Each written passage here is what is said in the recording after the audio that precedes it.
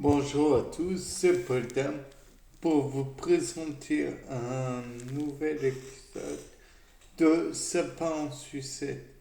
Donc aujourd'hui, je me suis posé la question, la verticalisation, ça a quel impact? Donc pour les néophytes en la matière, la verticalisation, c'est la possibilité, la capacité plutôt de pouvoir être debout et de se mettre debout. Mais là, de prime abord, on se dit, mais ça sert à rien, c'est inutile, inefficace. Donc déjà, tout d'abord, il faut dire ce qui est, tout le monde ne peut pas être debout. Beaucoup sont, et sont gênés par la chose. Donc, soyez contents de pouvoir être debout. Ensuite, il faut dire ce qui est, ça a de nombreux impacts, la verticalisation et le fait d'être assis aussi. À savoir, par exemple, pour commencer, nous allons voir l'impact sur les muscles, sur la musculature. Donc tout d'abord, quand vous êtes debout, vous avez votre propre poids à soulever. C'est bien connu. Il y a certains athlètes d'haltérophilie qui font un exercice qui s'appelle le de terre, soulevé de terre.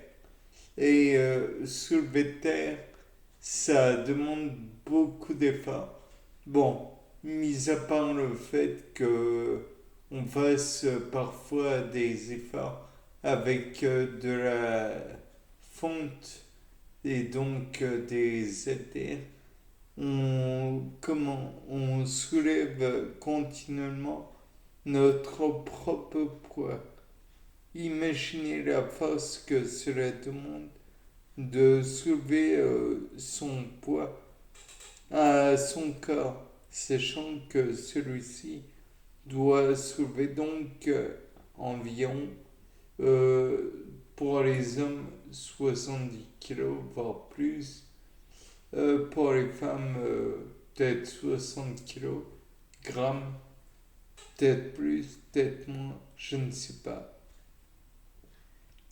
Toujours est-il que à la base, l'homme étant bipède et l'animal souvent est quadrupède, 1, 2, 3, quadrupède, l'homme remet l'entièreté de son poids sur deux jambes, tandis que l'animal sur quatre pattes, ce qui est beaucoup plus important. Chaque jambe doit donc soulever 35 kilos ou 30 kilos pour les femmes. Enfin bref, toujours est-il que si l'animal avait porté le poids de l'homme sur l'entièreté de ses pattes, il n'aurait à porter que 70 divisé par 4. Donc 70 divisé par 4, ça fait 17,5 je crois. Et pour les femmes, 15. Bon, 15 kg, 17 kg,5. De prime abord, on peut se dire c'est assez peu par rapport à ce que fait endurer l'homme. Mis à part ça, on a les cervicales, bien sûr, les vertèbres et j'en passe, qui eux aussi subissent l'attraction terrestre. Donc l'attraction terrestre, je vous le rappelle, le poids est égal à la masse fois la constante de gravitation, à savoir environ 9,8. Bon, on arrondit en règle générale 10, ce qui fait que le poids est... attendez, le poids s'est exprimé en newton, je crois. Donc 700 newtons pour l'homme, 600 pour les femmes, 600 newtons, ce qui est déjà pas mal. Bon, et mis à part ça, on peut dire que les disques intervertébraux, ils subissent une certaine pression, puisque niveau verticalité, bon, voilà. Et donc, ce qui pourrait vouloir dire, oui, mais c'est des disques empilés les uns sur les autres, c'est vertical, la colonne vertébrale, c'est droit et tout et tout. Alors déjà, non. La colonne vertébrale n'est pas droite, pas extrêmement. Il y a 4 courbes, 2 à 2, syphose et lordose, 2 syphoses de lordose. Et ensuite, c'est pas parce que c'est des, comment dire, c'est droit que, ou courbé, que ça n'exerce pas de force vers le bas. Bien au contraire.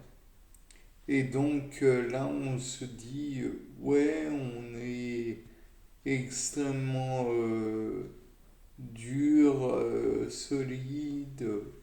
Oui, on est solide.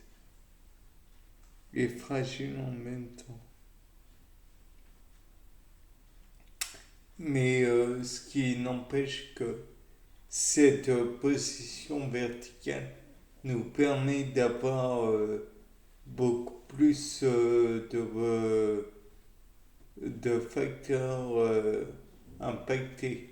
Par exemple, le transit intestinal, pour ne pas le nommer, le rythme cardiaque, et puis l'irrigation cérébrale. Si vous avez conscience de la chose, sachez que par la force de pression du cœur est impactée par le fait que le sang doit circuler dans l'entièreté du corps. Pensez que votre sang va vers vos jambes, mais doit remonter vers le cerveau. Et le cerveau, lui, il a une... par contre, il a une faculté, enfin une spécialité, c'est d'avoir des capillaires sanguins pour l'irriguer. En même temps, les capillaires, il y en a un peu partout. C'est des tout petits canaux qui sont très peu larges, comme je viens de le dire. Pensez à un cheveu de largeur. Bien sûr, on se dira, oui, mais c'est que c'est fragile. Oui, c'est fragile. Donc faites-y bien attention. C'est en partie parce que les vaisseaux se bouchent qu'il peut y avoir des accidents vasculaires cérébraux. Enfin bref, je m'égare. De plus, il faut savoir que votre, donc toujours, attraction vers le bas des poumons, donc les diaphragmes doivent être d'autant plus musclés pour permettre la respiration des êtres humains. Et enfin, ça, ce n'est que des petits facteurs plus ou moins positifs. Néanmoins, il faut rappeler P égale F sur S. Donc cette fois-ci, P, c'est pas le poids, mais la pression. Donc la pression est égale à la force sur la surface. Donc la force en question sera le poids. La surface sera celle des deux pieds. Donc vous imaginez la pression que l'on exerce sur les deux pieds. De là, on se dit que les femmes, quand elles mettent des talons aiguilles, c'est énormément plus difficile que si l'on met des raquettes aux pieds pour éviter de s'enfoncer dans la neige, par exemple. Bien, c'était pas le dame. Au revoir.